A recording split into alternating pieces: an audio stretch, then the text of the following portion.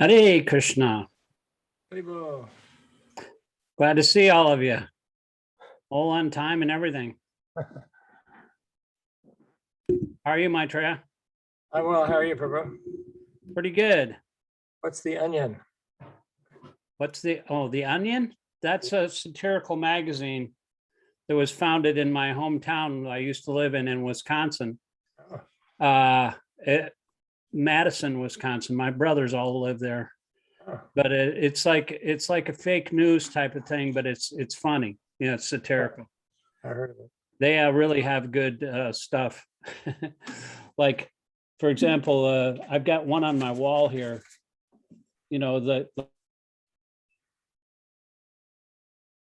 Your audio just cut out. It's me. Mike, can you hear me? Okay, I can hear you too.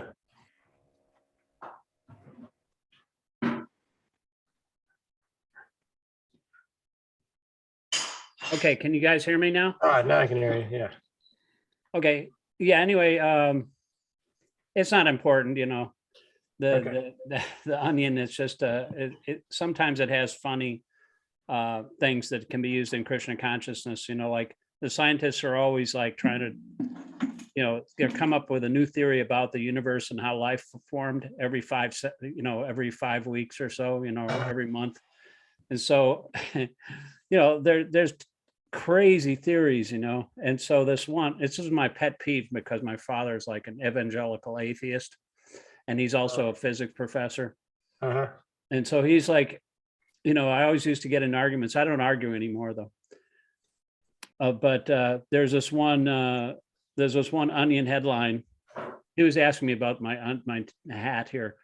The physicists discover our universe is the fictional studying of a cop show called Hard Case. It's just like they always try to figure out how the universe began, with Big Bang or whatever. And each theory is like crazier than the next. Right. You've probably seen in the headlines, sincere physicists are coming, many of them are coming to conclusions like it's a simulation, or that consciousness is embedded within the fabric of the universe, that it's an irreducible part of the universe. It's like they're inching closer to the Bhagavad conception, to the Vedanta conception. Yeah, well, they really don't understand how everything comes from a person, though. I mean, ultimately, everything does come, whatever it came from, it ultimately, I was just reading that it's in the CC, that it comes from a person. And so, here's an example, physicists, here, this, see that? So, it says, Durga means difficult, like hard case. They're actually getting closer than they think. It says Palo It Alto also implies that there was a report person released Tuesday by physicists at Stanford University have revealed that the entire known universe, including the whole of human civilization and the totality of all existing matter and energy, is actually the fictional setting of a police procedural television series called Hard Case. Scientists studying the properties of light from exploding supernova confirmed their research has conclusively demonstrated that the existence as we now know it was created solely to provide the framework for a primetime drama that airs in a parallel universe and is centered around a brash New York City police detective named Rick Case and his partner Michelle Crowley and other members of the Hard Cases fictitious homicide division.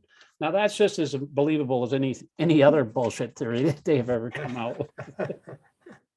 So you look at what I was taught, that there was a singularity that exploded.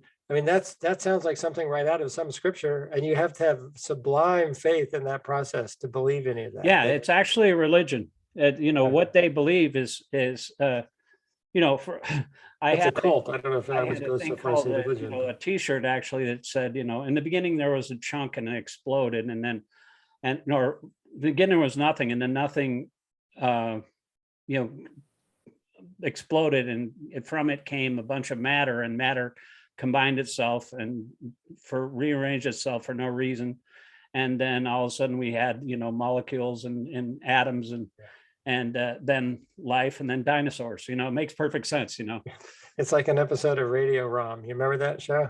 Oh yeah, I love Big Bang Construction Company. Let us build a house. Big Bang Construction Company. DOS. Remember DOS? Yeah, DOS. Yeah. he and I, my brother was kind of, suffering from some mental problems, and so he and I made a cassette tape recording of that particular play, Big Oh, Bang wonderful. Construction Company. Yeah. And we also did the fish play. You remember the Oh, fish I love play? that one. Yeah. Yeah.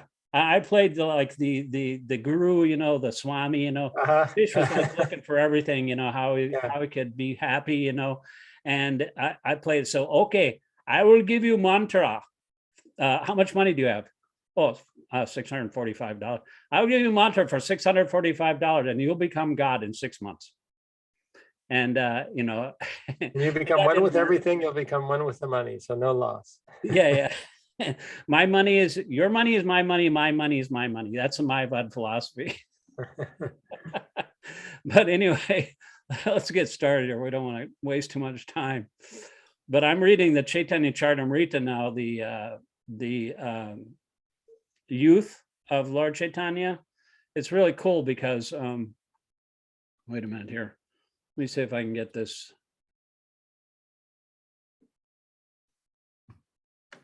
No, that's not it. You can open the Gita, or should I open a separate window? I'm trying to open the Gita. Okay. I've got so many windows running now. And I've got to pick one from the, here it is. Now we're down to 6, right? Text 6. I believe so. Yes. Anyway, he just had a little bit of a civil disobedience thing with the Chankazi. You know that pastime? Mhm.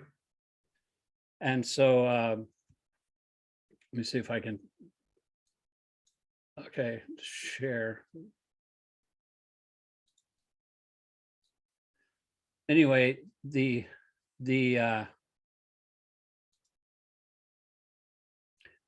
just said, I'm gonna, go ahead and do Sankirtan anyway, and I'm gonna kill all the Muslims.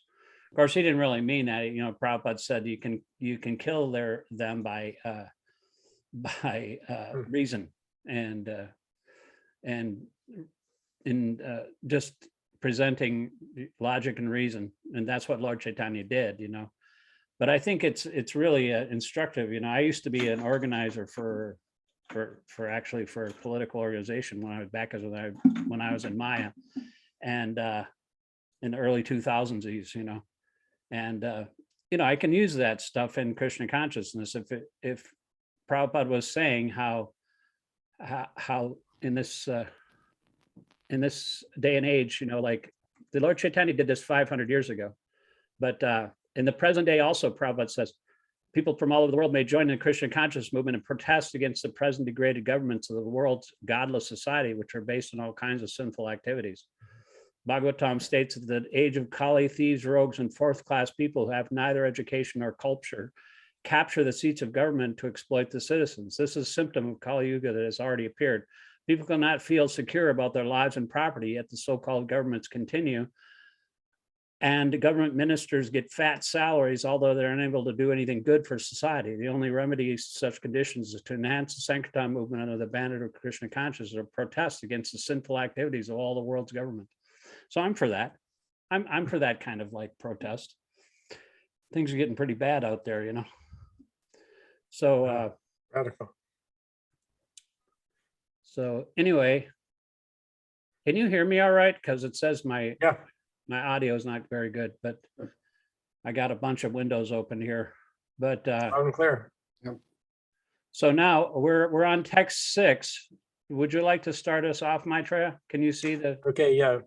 Text 6. Na chaitad vindam kataram nagaryo jadva jamena jadi va no jayayu jane vahadva navi jiji vishamas tevyashtita pramuke dartarastra. Nor do we nor cha also etat this vidmaha we know katarat which Naha, for us, Gariya, better, Yatva, whether, Jamena, we may conquer, Jadi, if, Ba, or Naha, us, Jayeyu, they conquer. Jan, those who. Eva, certainly. Hadva, by killing. Na, never. Jijivishama, we should want to live. We would want to live. Te, all of them. Avashtita, are situated. Pramukhe, in the front. Dhartarashtra, the sons of Dhritarashtra. Translation, nor do we know which is better, conquering them or being conquered by them. If we killed the sons of Dhritarashtra, we should not care to live, yet they are now standing before us on the battlefield. Mike, how you doing? I didn't say hello. How are you? Sure. Good. Yeah, you want to read the purport? Sure. Arjuna did not know whether he should fight and risk unnecessary violence, although fighting is the duty of the Kshatriyas, or whether he should refrain and live by begging. If he did not conquer the enemy, begging would be his only means of subsistence. Nor was there certainty of victory, because either side might emerge victorious. Even if victory awaited them, and their cause was justified, still, if the sons of Dhritarashtra died in battle, it would be very difficult to live in their absence.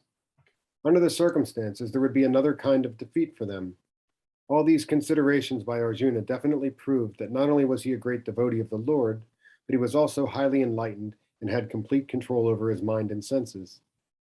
His desire to live by begging, although he was born in the royal household, is another sign of detachment.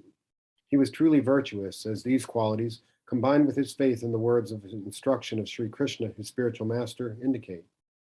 It is concluded that Arjuna was fit for liberation.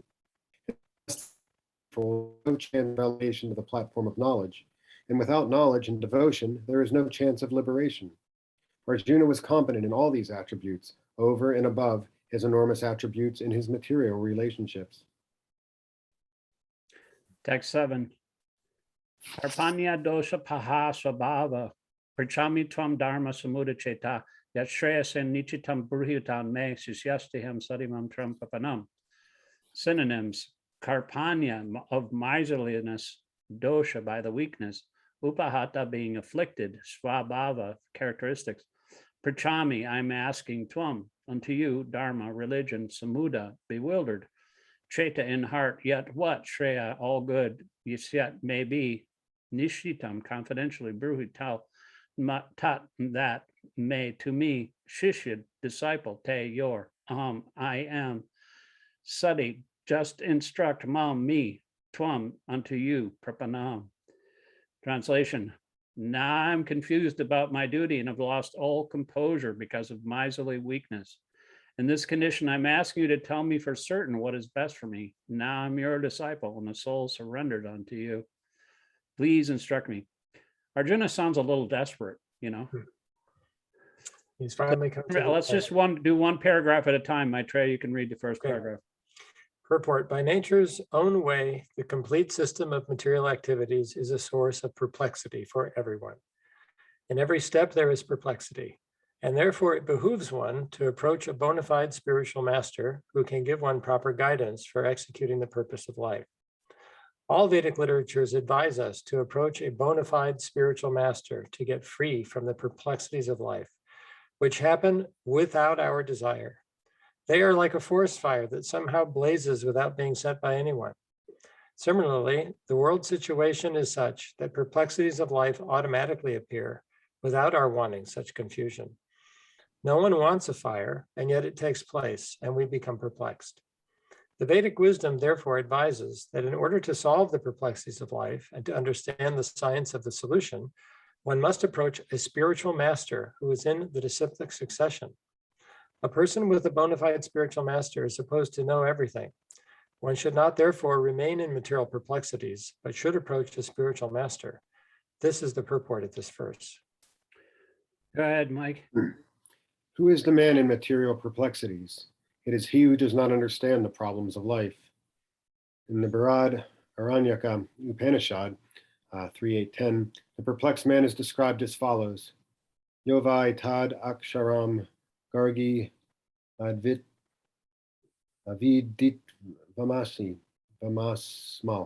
lokat pariti sa kripana. He is a miserly man who does not solve the problems of life as a human, and who thus quits this world like the cats and dogs without understanding the science of self-realization. This human form of life is a most valuable asset for the living entity who can utilize it for solving the problems of life.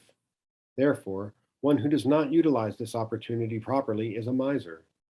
On the other hand, there is the Brahmin, or he who is intelligent enough to utilize this body to solve all the problems of life. Ya etad aksharam gargi vidivvamasam asmal lokat pariti sa ramana. So I got a question for both of you guys, or either one of you.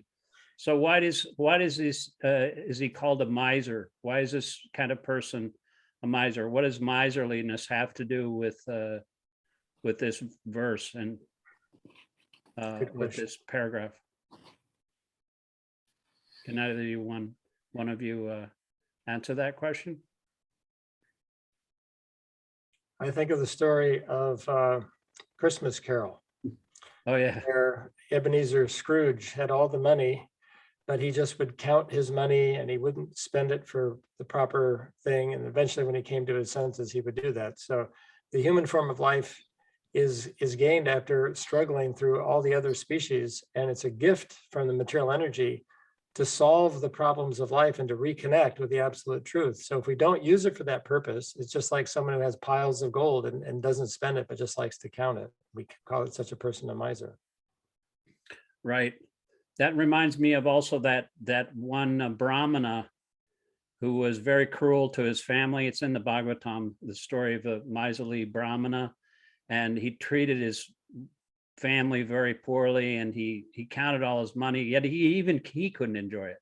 He didn't even allow himself any sense gratification. So that's really, really miserly. But yeah, I mean, it's, if you got this asset of the human form of life and you don't use it, then you're just you're just letting it sit. I just remember this one verse I read from Chaitanya Charitamrita. It says that one who does not, take advantage of this is like a dead piece of wood or a dead body. Like, he has no life. There's a lot of verses like that. Prabhupada goes through a list of verses that are pretty heavy duty. It just says that, if you're not Krishna conscious, you're not even living. Your lungs are like bellows, that light the fire. We just started our fire up again, and so we're having a fire tonight. But I used to have those bellows, with the hand pump, and that was a really stupid way of doing things, because now they have like a battery powered bellows. You can just set it right in front of the fire and it goes. But if you're not using your human form of life, you're breathing, but your breathing is like the bellows, and your speaking is like the frog, which just creates a noise. And so the snakes come up, and then Prabhupada says, "Bup," he eats the frog because it attracts the snakes.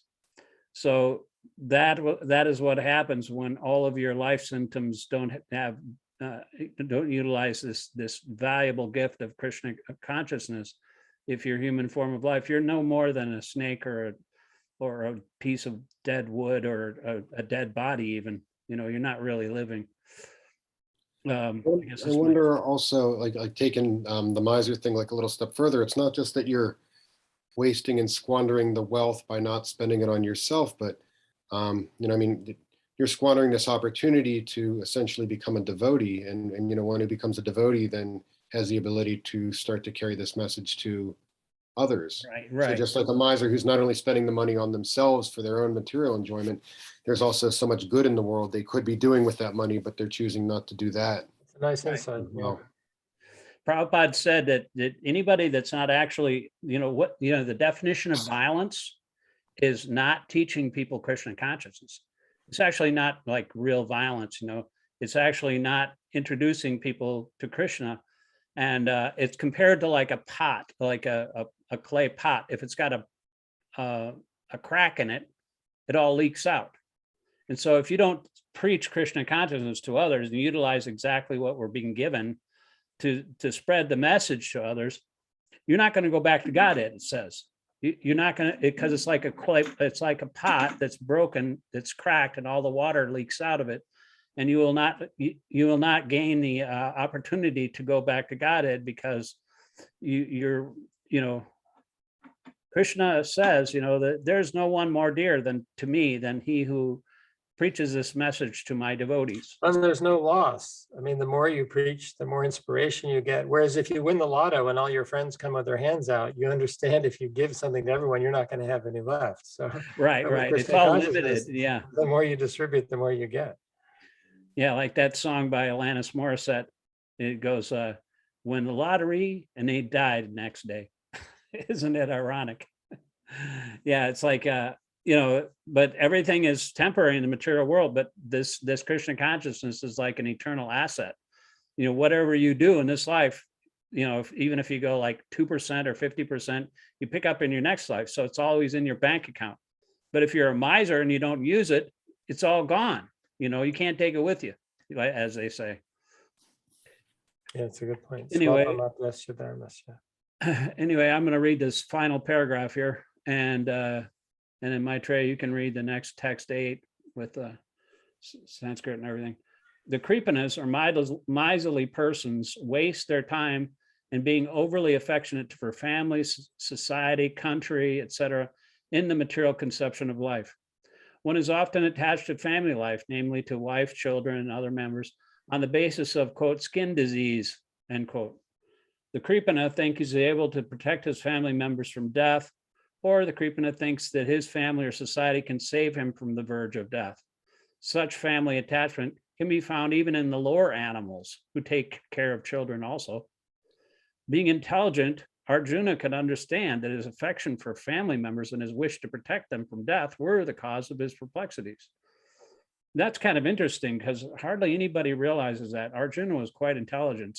He understood that he was deviating from his duty, and it was affection for his family that caused his weakness. Although he could understand that his duty to fight was awaiting him still, on account of miserly weakness, he could not discharge his duties. He's therefore asking Lord Krishna, the Supreme Spiritual Master, to make a definite solution. He offers himself to Krishna as a disciple. He wants to stop friendly talks. Talks between the master and disciple are serious, and now Arjuna wants to talk very seriously before the recognized spiritual master.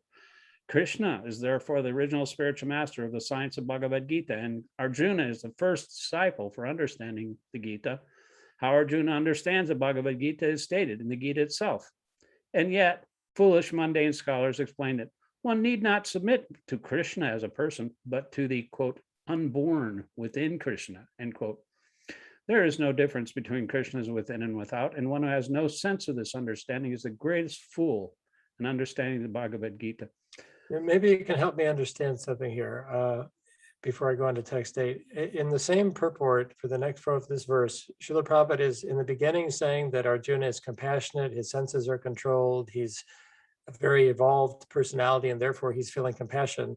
And at the end, he's saying it's because, and the verse itself it's because of weakness or miserly weakness. So how can it be both? How can he be both an exalted, compassionate person at the same time be weak? Well, one is his weakness is based on his family attachment. His compassion is based on Krishna's compassion. So there's a difference between being compassionate and being attached. Is that what we're saying? I'm sorry, what was that? So there's a difference between just being attached and being compassionate. Yeah, we're all in an intermediate platform, because we're in the marginal energy. We are controlled by different modes of nature, and so if we can choose to be controlled, or we can't actually choose anything unless we choose Krishna. We can choose to be controlled by the modes, or we can choose to surrender to Krishna. If we're in the mode of goodness, then we might have good qualities. We want to be nonviolent. We want to be compassionate, and all these things. But if we're attached to our family members, that causes all kinds of confusion, because it's based, so it's just kind of like a mixed devotional platform that Arjuna is on. It takes a lot of intelligence to understand the Bhagavad-gītā. It takes reading over and over again. Well, it's really nicely explained. If you just take it as it is, and don't try to figure it out. I mean, it's hard enough as it is. You can actually, if Krishna gives you the intelligence, then you can figure it out. But if you try to understand it with your own mental speculation, forget it. Yeah. Brahma said, Brahma, when Krishna came upon, he revealed himself as all the cowherd boys and calves in the stealing of the boys and calves. And after Lord Brahma said that, after he saw him, that his prayers to Krishna is just a big, diatribe on how you should not try to understand Krishna through your mental speculation. Brahma said, there's a lot of people that say they know about Krishna. As far as I'm concerned, I don't really want to say that much about it. I don't have anything to say about it. He's the creator of the freaking universe. Yeah. I mean, he's so smart. He doesn't even know who Krishna is. So what to speak of little tiny, sinful soul like myself? I can't possibly imagine. But Krishna can reveal himself to one who is sincere and tries to follow exactly what he's saying.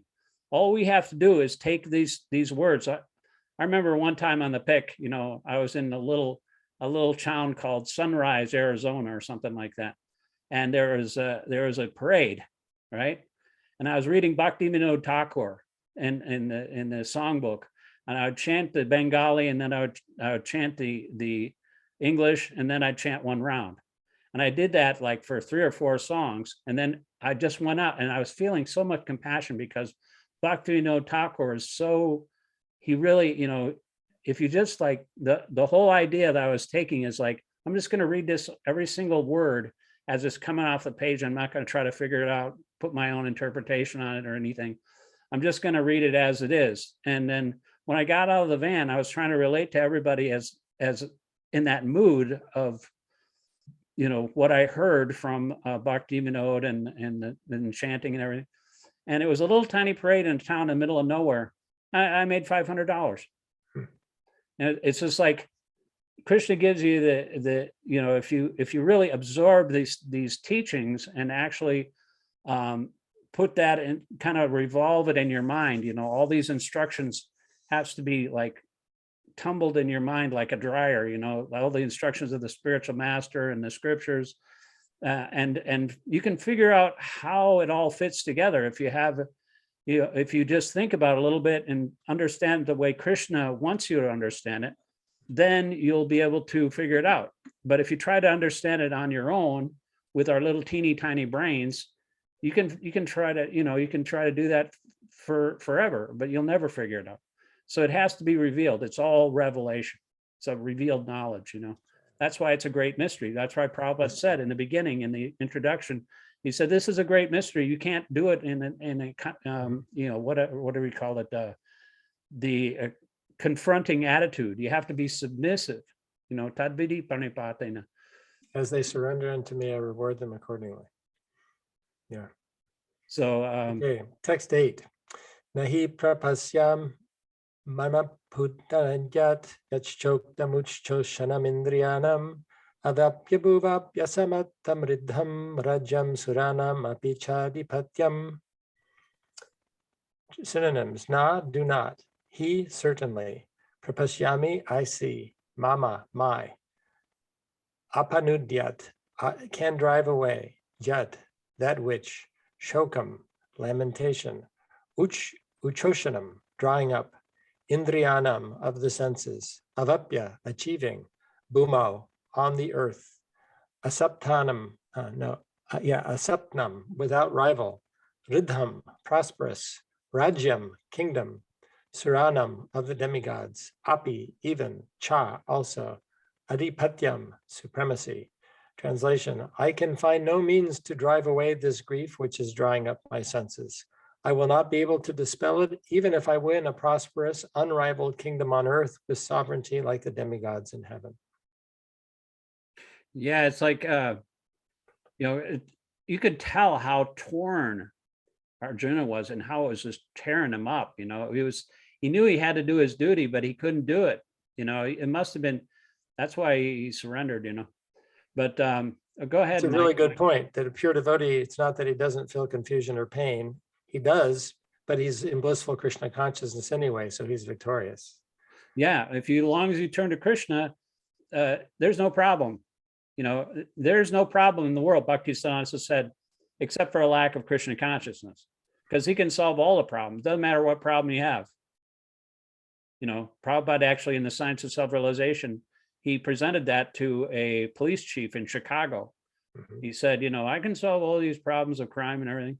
Just let us chant Hare Krishna with all these criminals, you know. And, you know, of course, they didn't take him up on it. They should. But that's the problem, to solve all the problems of the world, you know, because Krishna is, if as long as there's devotees in charge and the majority of the population, even in a democracy, if you get a lot of people, even 1%, Prabhupada said that you can change the entire world. That works. I had a Sankirtan devotee that used to be a bank robber. Ah, He got out, he met devotees in prison, he began chanting, he got himself together. By the time he came out, he was initiated devotee named Sarvadarshan, and we did Sankirtan together. yeah, I remember, you know, have you ever heard of Chedi Raj? This was before. Oh my gosh, my favorite devotee, yeah. Yeah, I mean, he wrote to me in jail. He was in jail for like, he were doing like a thing like, he was saying like, oh yeah, I'm with the Fraternal Order of Police or something like that, and we're helping to raise funds. And so he ended up hitting up the Fraternal Order of Police president in Albany, New York, you know, and he got 3 months in jail. And he said, well, you know, while he was in jail, he said he was chanting, he was doing all this preaching and everything in jail. He said, I had the desire to preach, you know, and Krishna sent me here, you know, so be careful what you desire. He was a great soul. And I think it's interesting that, like, even though this is a very specific situation that Arjuna is going through, you know, that none of us would, but that it serves as such like an example of how so many of us come to, you know, spiritual life, you know, where he has tried to solve the problem. He's thought it through, you know, he's, you know, apparently I can find no means. He's like exhausted all of his limits, and, you know, he hits that period of frustration, and then it's like, okay, now I need to surrender. In that recognition that even if I get everything here, you know, the unrivaled kingdom, you know, just like in our lives, even if we get what we think we want, it still doesn't, you know, answer the questions. It still doesn't solve the problems. It still doesn't bring the clarity.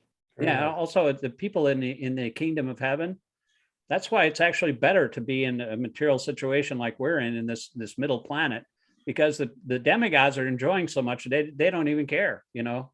But, you know, at least, you know, we're having some difficulties here in the material world. And so we actually have to try to figure it out. And if we can't figure it out, then eventually we'll turn to Krishna and try to figure it out that way, and as Arjuna is doing here. And so that would be the answer to all our questions. But it is a school of hard knocks for sure. And it's actually fortunate, you know, like Haridas Thakur, I heard that when he was preaching to all his jailmates, he said, what, you know, the best benediction you can have is just for you guys to stay in here. Said you won't cause any trouble. So whose turn is it, and where are we here? I think I'm up here on the purport. I'm on the purport, right? I think I am. You are. Okay, yeah, go ahead. Purport. Although Arjuna was putting forward so many arguments based on knowledge of the principles of religion and moral codes, it appears that he was unable to solve his real problem without the help of the spiritual master, Lord Sri Krishna. He could understand that his so-called knowledge was useless in driving away his problems, which were drying up his whole existence. And it was impossible for him to solve such perplexities without the help of a spiritual master like Lord Krishna. Academic knowledge, scholarship, high position, and so forth are all useless in solving the problems of life. Help can be given only by a spiritual master like Krishna.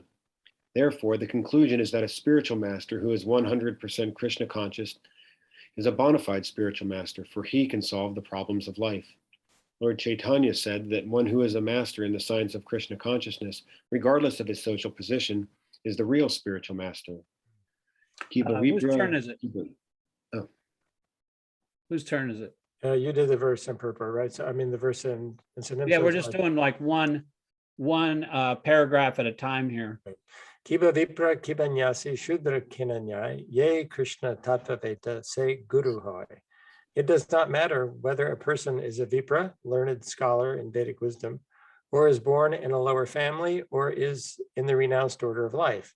if he is a spiritual master, if he is a master in the science of Krishna, he is the perfect and bona fide spiritual master, end quote. Chaitanya Charitamrita, Madhya Lila, chapter 8, text 128. So without being a master in the science of Krishna consciousness, no one is a bona fide spiritual master. It is also said in the Vedic literature, Satkarma Nipano Vipro Mantra Tantra Visharada Avaishnava Guru Nasyat Vaishnavanas Vapacho Guru. A scholarly Brahmin expert in all subjects of Vedic knowledge is unfit to become a spiritual master without being a Vaishnava or expert in the science of Krishna consciousness. But a person born in the family of a lower caste can become a spiritual master if he is a Vaishnava or Krishna conscious from the Padma It's Purana. really interesting, like there's another verse that says, if you can chant Hare Krishna just once purely, even if you're born in a family of dog eaters, you must have, but just because you did that, you must have performed all the sacrifices, done all the austerity and charity and everything in your life in order to come to that platform. And therefore now, because you've chanted purely, you're fit to perform Vedic sacrifices, which is amazing. It's a high qualification. Let's see here. The problems of material existence, birth, old age, disease, and death cannot be counteracted by accumulation of wealth and economic development. In many parts of the world, there are states which are replete with all facilities for life, which are full of wealth and economically developed. Yet the problems of material existence are still present. They're seeking peace in different ways, but they can achieve real happiness only if they consult Krishna or the Bhagavad-gītā and Srimad Bhagavatam, which constitute the science of Krishna through the bona fide representatives of Krishna, the man in Krishna consciousness. Go ahead. If economic development and material comforts could drive away one's lamentations for family, social, national, or international inebrities, then Arjuna would not have said that even an unrivaled kingdom on earth or supremacy like that of the demigods and the heavenly planets would be unable to drive away his lamentations. He sought, therefore, refuge in Krishna consciousness, and that is the right path for peace and harmony. Economic development or supremacy over the world can be finished at any moment by the cataclysms of material nature. Even elevation into a higher planetary situation, as men are now seeking on the moon planet, can also be finished at one stroke. The Bhagavad-gītā confirms this. Kshine punye martya lokam vishanti. When the results of pious activities are finished, one falls down again from the peak of happiness to the lowest status of life. Many politicians of the world have fallen down in that way. Such downfalls only constitute more causes for lamentation. Therefore, if we want to curb lamentation for good, then we have to take shelter of Krishna, as Arjuna is seeking to do. So Arjuna asked Krishna to solve his problems definitely, and that is the way of Krishna consciousness. Okay, we've run out of time already. Anybody have any closing words? Any thoughts? Because it's almost 6:40 here. They're going to cut us off. Anyway, Well, thank you for your association. thank you. Thank you for joining. Everybody's on time and everything. That's like awesome. We're gonna, military, it's like a military discipline, this Krishna conscious. If we're all on time and everything, that's awesome, then Krishna will be pleased. And then that will be the goal of our life will be completed. So Right. Thank you very much, Mike and Maitreya. Thank Hare you, Śikṣāṣtaka. Krishna. Hare Krishna.